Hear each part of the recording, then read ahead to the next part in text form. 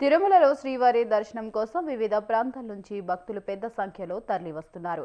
ప్రస్తుతం Vaikuntha queue complex లో భక్తుల తాకిడి నెలకొంది. టోకెన్లు లేని భక్తులు 18 కంపార్ట్మెంట్లలో వేచి ఉన్నారు.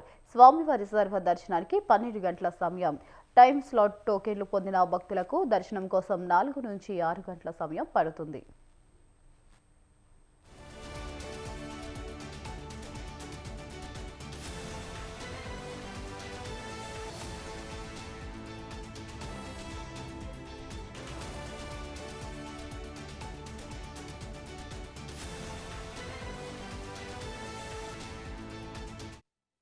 నిన్న సెలవు దినం కావడంతో శ్రీవారిని దర్శించుకున్న భక్తుల సంఖ్య భారీగా పెరిగింది. నిన్న ఒక్కరోజే 81,894 మంది భక్తులు స్వామివారిని దర్శించుకున్నారు. 24,754 మంది భక్తులు తమ తల నీలాలు సమర్పించి మొక్కులు తీర్చుకున్నారు.